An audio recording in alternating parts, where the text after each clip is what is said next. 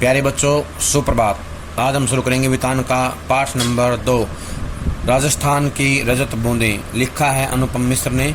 इस पाठ के अंदर बताया गया है कि राजस्थान के लोग कैसे पानी का संग्रह करते हैं, पानी कैसे बचाते हैं और अपने दैनिक जीवन में पानी का इस्तेमाल करने के लिए वो कितनी मेहनत करते हैं। कठोर परिश्रम के बावजूद जो है पानी को बचा करके अपने जीवन को चलाने में वो जो है सक्षम बनाते हैं।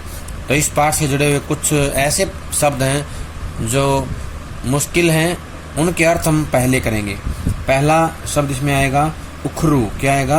उखरू।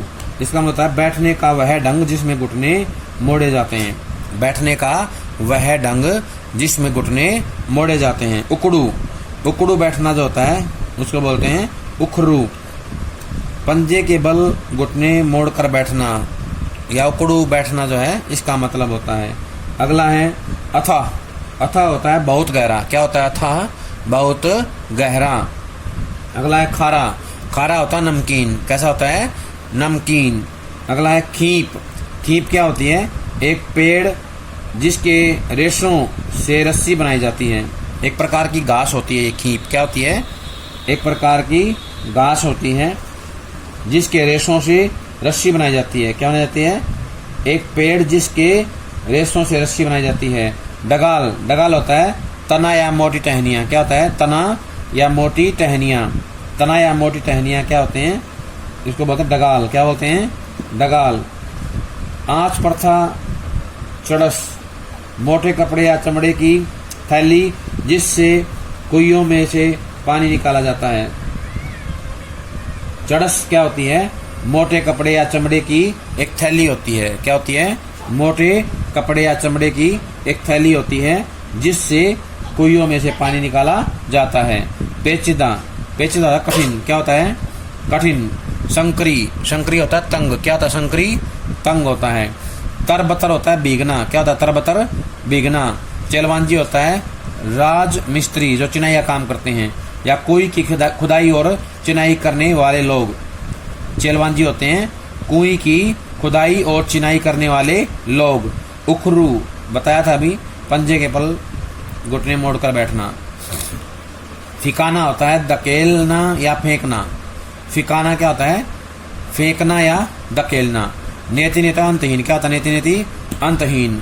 मलबा होता है मिट्टी। क्या होता है? मलबा मिट्टी। दक्षतम होता है कुशलतम। क्या होता है? दक्षतम कुशलतम यानी कि अपने काम में निपुण। व्यास होता है घेरा। क्या होता है? व्यास घेरा। अन्यत्र होता है दूसरी जगह। आशंका होता है भय। उदारता होता है दयालुता। क्या होता है? दयालुता। अनोखी होता है विचित्र। मंथन होता है विचार विमर्श। क्या होता है? विचार विमर्श। शास्त्र होता है शिक्षा। क्या होता है? शिक्षा या किसी विशेष विषय पर लिखित या मौखिक ज्ञान। लिखित या मौखिक ज्ञान। संचित होता है एकत्रित। क्या होता है? एकत्रित। अंगुल होता है अंगुली। क्या होता है? अंगुल अंगुली। इसके बाद है विशिष्ट होता है विशेष। क्या होता है? विशिष्ट विशेष। बसकना होता है भर भराकर गिरना। क्या होता है? भर भराकर गिरना यानी कि मिट्टी का नीचे धस जाना, गिर जाना। चूक होता है भूल या गलती। क्या होता है? चूक, भूल या गलती। डगाल होता है पेड़ का मोटा तना। उम्दा होता है श्रेष्ठ। कुंडली होता है गोलाकार वस्तु। क्या होता है? गोलाकार वस्तु। छोर होता है सिरा। मध्यम होता है बीच का। चग। चग होता है एक प्रकार की वनस्पति जिससे रस्सी बनाई जाती है। चग। चग होता है एक प्रकार की वनस्पति जिससे रस्सी बनाई जाती है। लड़ियां होता है एक ही तरह की अनेक वस्तुएं। एक ही तरह की अनेक वस्तुएं।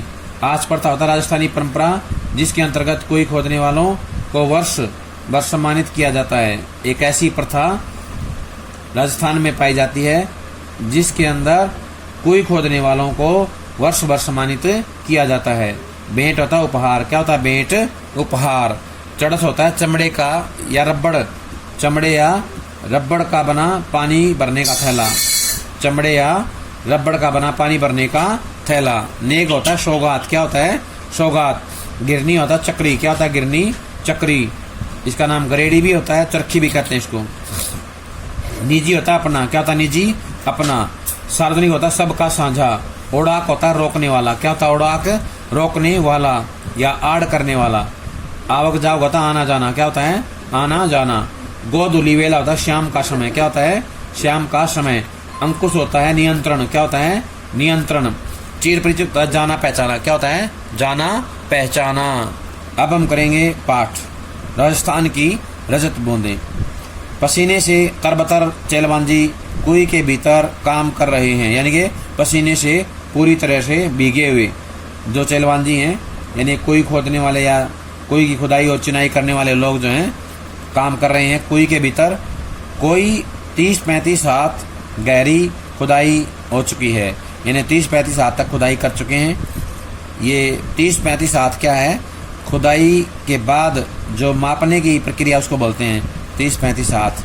गहराई को मापने का एक ये पुराने समय का पैमाना था। अब भीतर गर्मी बढ़ती ही जाएगी, यानी कि जितना ज़्यादा कुएं खोदेंगे उतनी गर्मी आगे बढ़ती जाएगी। कुएं का व्यास घेरा बहुत ही संकरा है।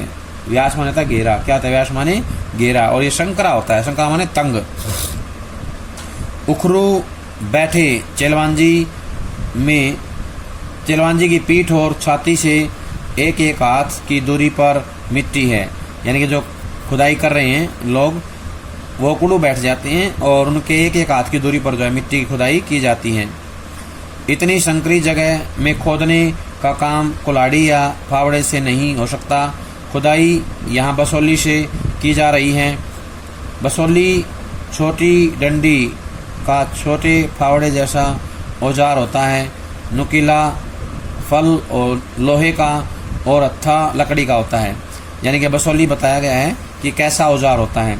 ये एक ऐसा औजार होता है जैसे फावड़ा होता है। फावड़े में क्या होता है? उसमें डंडी होती है और चौड़ाई ज़्यादा होती है फावड़े की, लेकिन यहाँ क्या होता है? जो बसोली है उसके अंदर नुकीला फल होता है। उसका क्या होता है? फल नुकीला होता है लोहे का और हत्था लकड़ी का होता है। और ये एक छोटा औजार है जो खुदाई के काम में आता है और ये चिनाई के काम में भी प्रयोग में लाया जाता है। कुएं की गहराई में चल रहे मेहनती काम, यानी परिश्रम का जो काम होता है, काम पर वहाँ की गर्मी का असर पड़ेगा। गर्मी कम करने के लिए ऊपर जमीन पर खड़े लोग बीच बीच में मुट्ठी भर रेत बहुत जोर के साथ नीचे फेंकते हैं।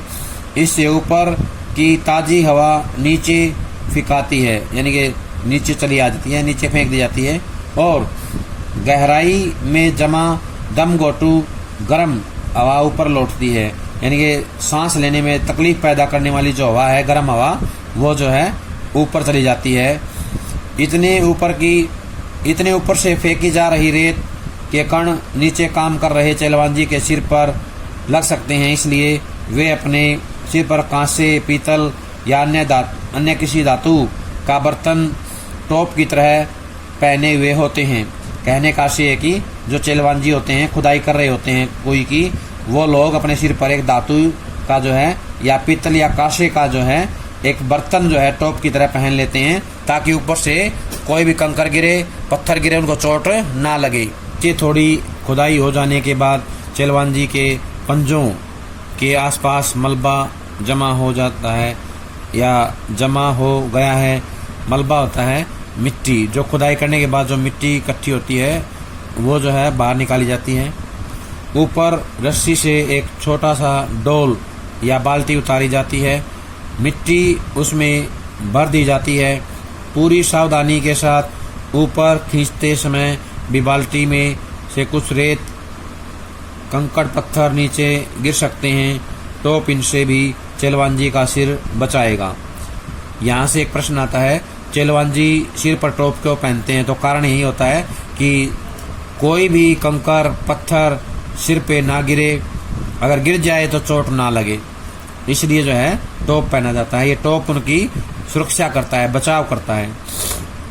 चेलवांजी यानी चेजारो कुएं की खुदाई और एक विशेष तरह की चिनाई करने वाले दक्षतम लोग होते हैं, कुशल लोग होते हैं, निपुण होते हैं अपने काम में। यह काम चेजा कहलाता है। ये जो चिनाई का काम है इसको चेजा कहते हैं। चेजारो जिस कुएं को बना रहे हैं वह भी कोई साधारण ढांचा नहीं है। कुएं यानी बहुत ही छोटा सा कुआं। कुआं पुल्लिंग है, कुएं स्त्रीलिंग है। यह छोटी भी केवल व्यास में ही है, गहराई तो इस कुएं की कहीं से कम नहीं। राजस्थान में अलग अलग स्थानों पर एक विशेष कारण से कुइयों की गहराई कुछ कम ज़्यादा होती है। कुएं एक और अर्थ में कुएं से बिल्कुल अलग है। कुआं भूजल को पाने के लिए बनता है, पर कुएं भूजल से ठीक वैसे नहीं जुड़ती जैसे कुआं जुड़ता है।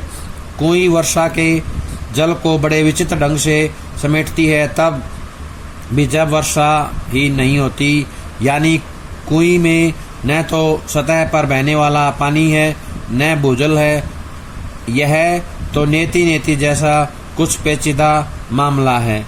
नेति नेति का कुछ भी ना कहा जा सके, पेचीदा होता है, कठिन, मुश्किल। मरुभूमि में रेत का विस्तार और गहराई अथाह है। अथाह माने विस्तृत, व्यापक।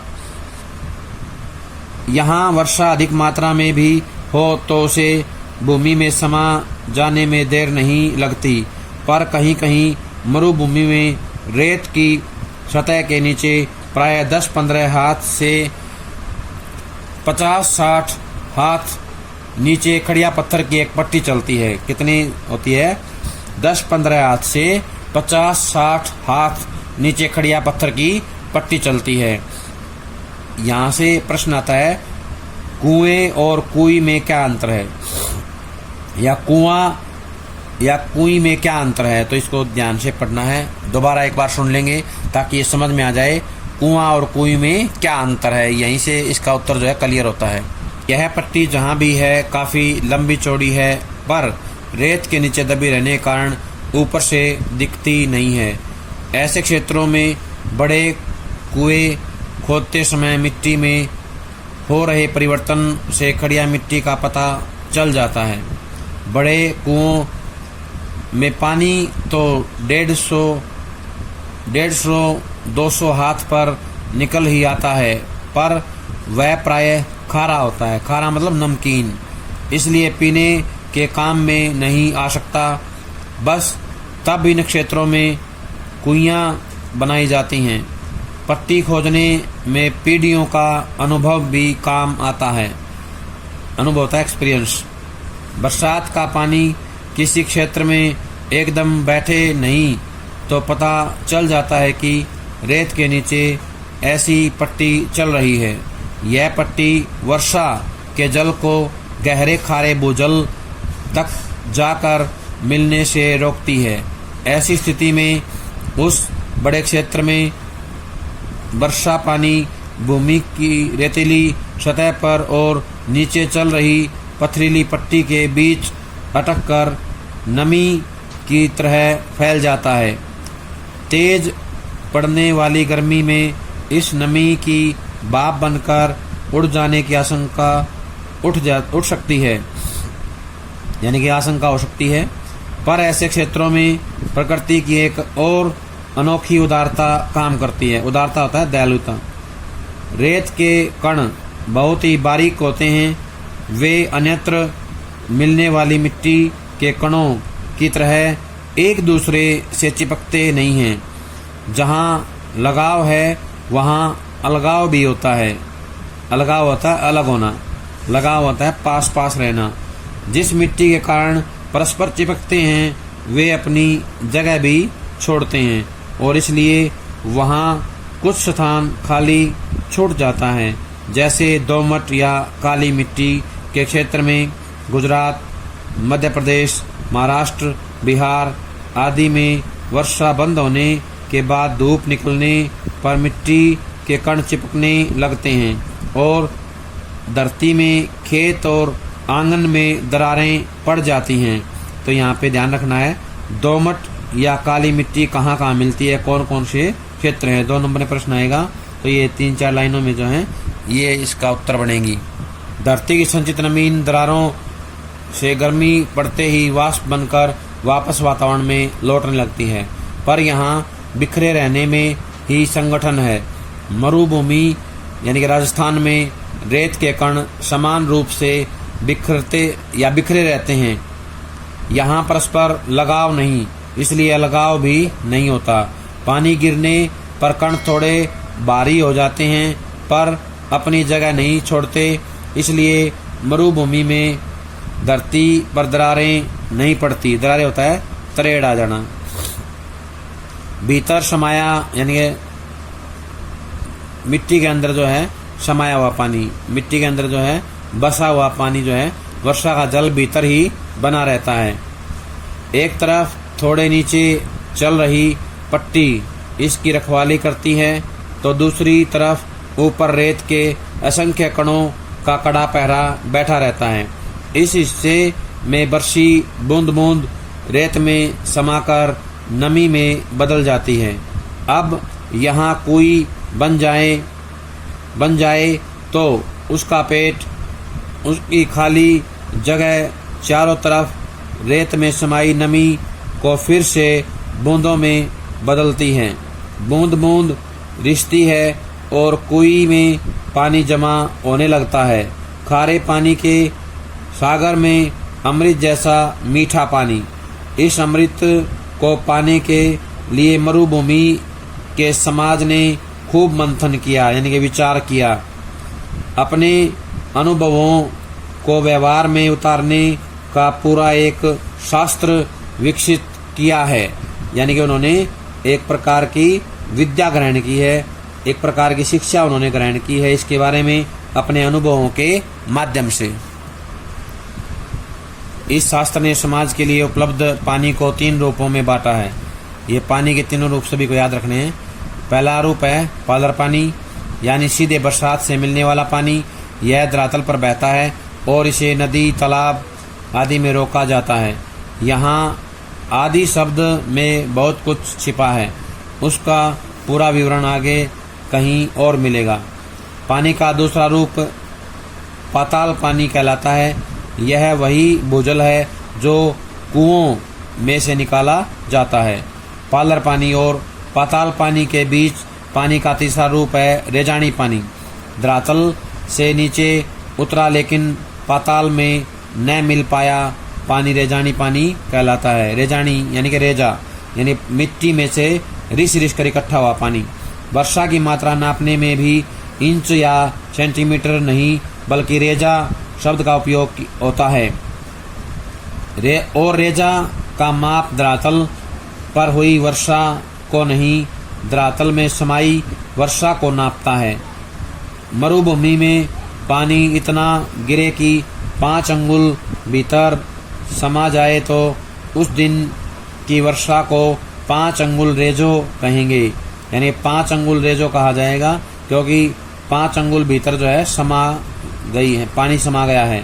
रेजानी पानी खड़िया पट्टी के कारण पाताल पानी से अलग बना रहता है।